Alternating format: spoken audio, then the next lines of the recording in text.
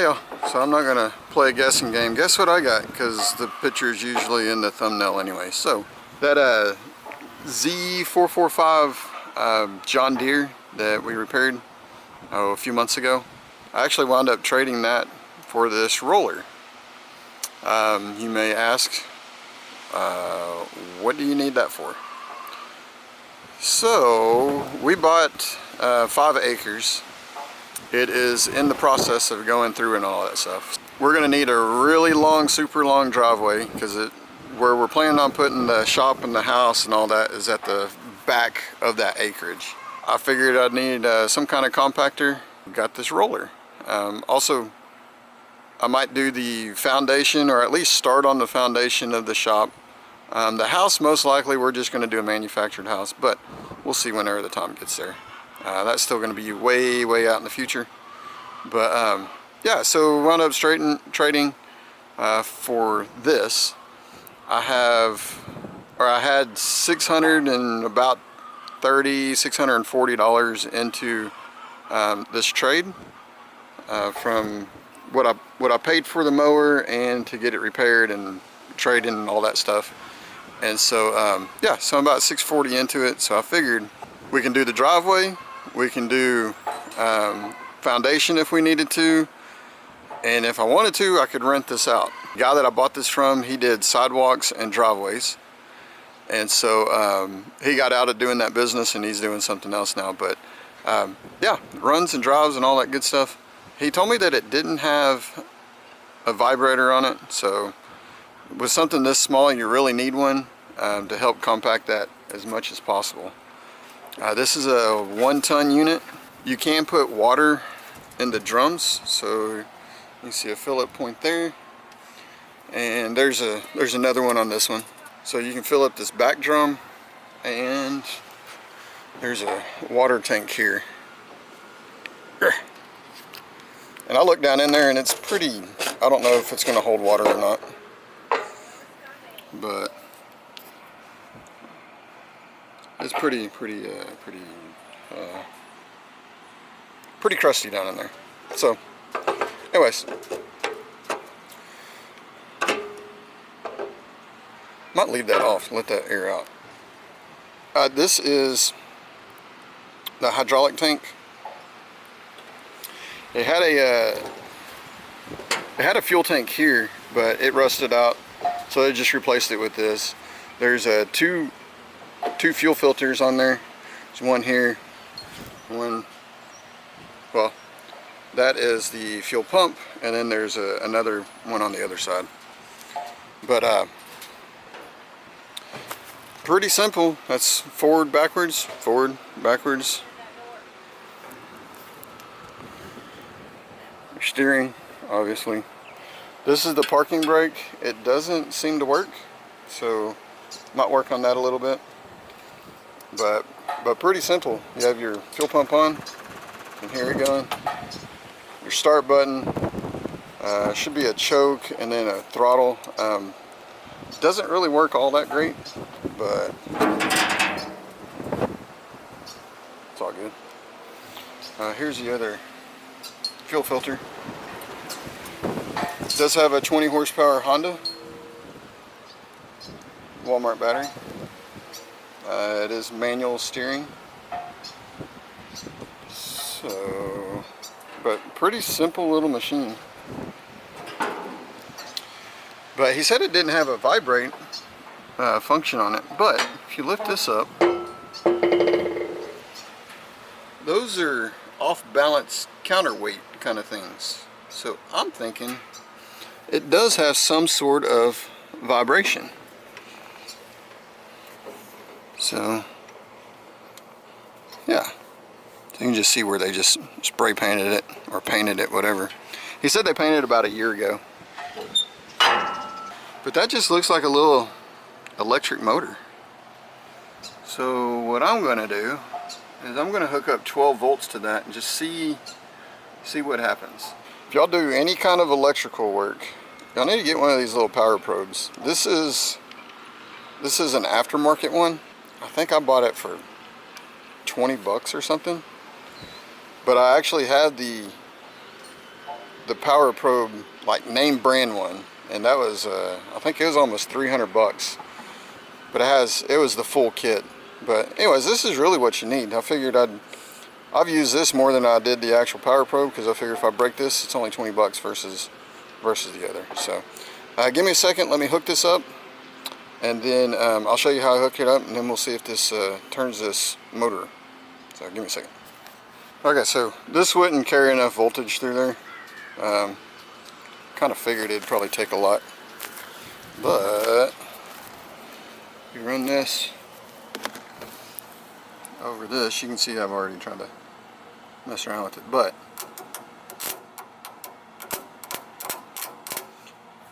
you can hear inside of here it's trying to turn. So I think if we can just replace this motor, rebuild it, whatever, that should give us a motor that spins. If we have a motor that spins, it will spin the vibration thingy. I just hope I can get that off of there without too much fight. Yeah, so TRW, we do have a leak up here. The hoses are pretty new, but yeah, so this is more or less just an introduction. It was a fight getting this onto the metal trailer with the metal drum. It's almost like loading it with ice.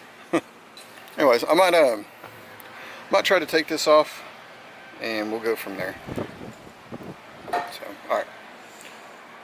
Give me a sec. We'll talk to you later. Alright, so I noticed whenever I was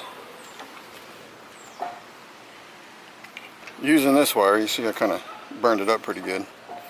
But I noticed that whenever I was touching it, it was barely moving. Well, anyways, it was barely moving whenever I did that. Alright, so I noticed something. Whenever I was using this small wire down there, I did notice that this was turning a little bit. So, you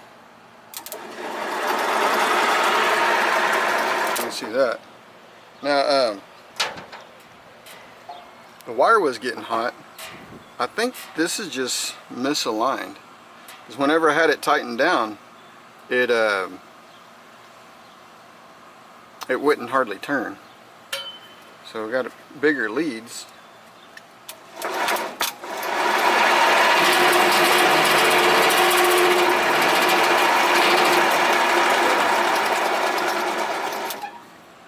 I think there's just too much force to have to turn this. I don't know. It doesn't seem that hard though. Now whenever I tighten it up, it does seem hard. So maybe we need to realign this and rebuild this motor. Yeah, it's kind of warm. So I got to figure out how to get that off of there though. And once I get that off and this motor off, I'll get back with you. Alright, so I got those bolts loose. And this pillow block, I was able to get those loose, because I couldn't get that motor off of this little assembly thing. Here we go. There's a crack on there. So I don't know how well you can read that. MCD-4106, 12 volt, 81, maybe 1981, Prestolite, I guess. So let's see if we can get this off. I'm not sure how I'm going to do that. And again, that thing's cracked, so I don't want to do too much. So those spin really, really good. A bit of play in it, but I think it's supposed to be like, yeah, it's supposed to be like that. Yeah, this motor's still really hot. Alright, let's take this into the garage and see if we can get this off.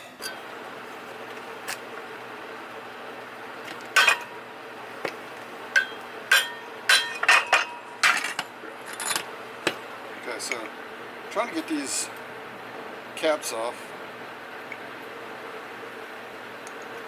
Let's see if we can get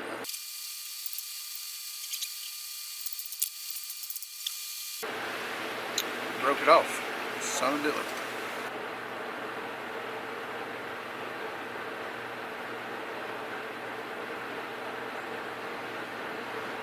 It heated up, right?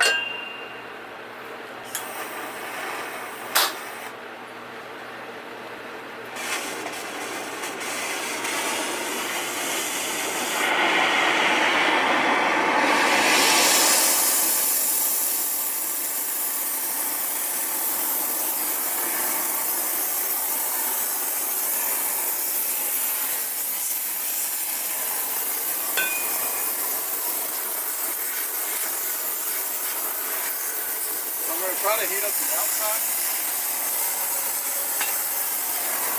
so it'll expand my hose.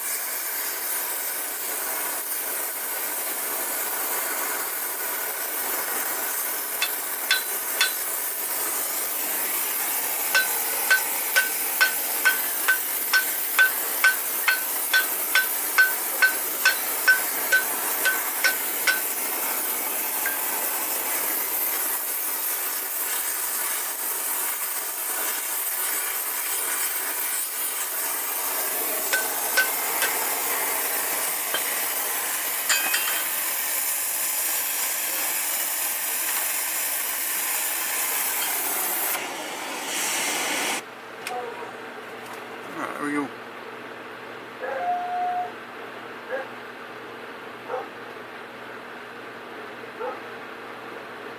Alright, we got it apart. I've noticed that there's lots of cracking. Alright, yeah, so there's a crack there. There's a pretty big crack there. I don't know if there's any under here or not. Ouch, that's hot. There's a little crack there.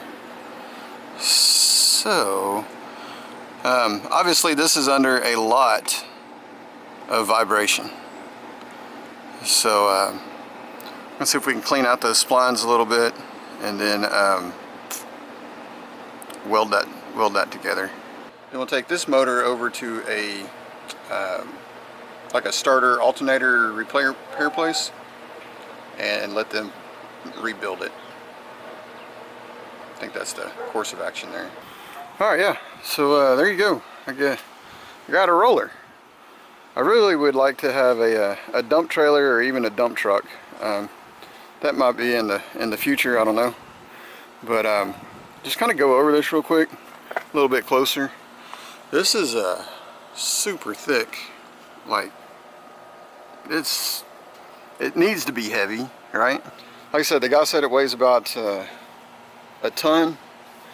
And then you put water in the front drum and in the back drum and in the water tank if it holds water, and it'll add an extra 700 pounds or so. So you got 2,700 pounds, almost 3,000 pounds.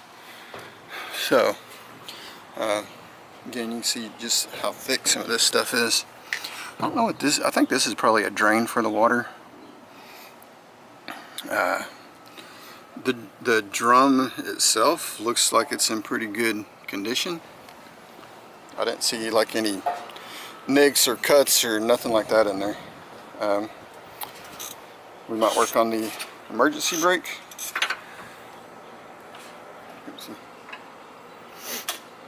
Maybe so, maybe no.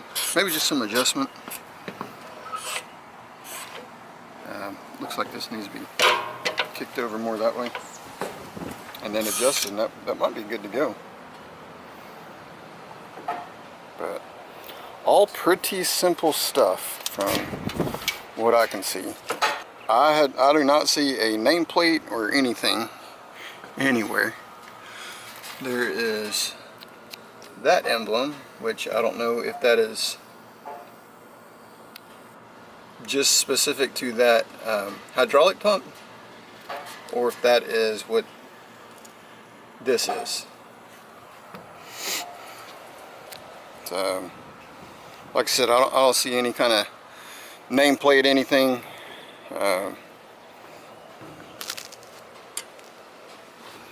Nothing under there. All around here. On the back of this. Under there. I didn't see anything anywhere. So, again, if anybody has any information, I'd be interested to know. If I were to guess, I would say it's probably 70s, 80s model.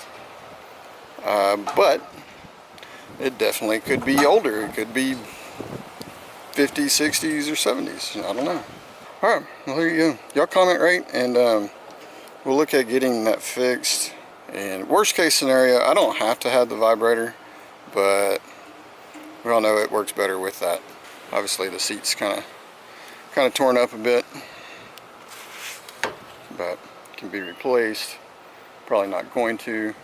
After we get that motor rebuilt, and again, I don't even know if I'm going to do that. I might just take it in the garage and run it for a little bit and see if it loosens up or whatever, but and just really listen to it. It may just need adjusting, because once it's all tightened down, it might be binding up. But yeah, once we figure out what we're going to do with that motor, I need to address the leak here, which hopefully is just loose, and we need to tighten it up, because even without the vibration of that motor, this has no shock. So anytime you run over something, it's really bumpy. So maybe that's just backed off because of that. So we'll address this, and then we'll probably unload this somehow. Kind of worried about that. And this almost seems homemade. I wouldn't think a factory would have something like that. Just to keep stuff off of the engine, I don't know. Yeah, so unloading might be fun. Well, that's a problem for future Brian. But yeah, any information, I'd appreciate it. Also, if you think I could rent this out, how much you think I could rent it out per day or weekend or week or something like that? Let me know what you think. Comment, rate. We'll talk to you later. See ya.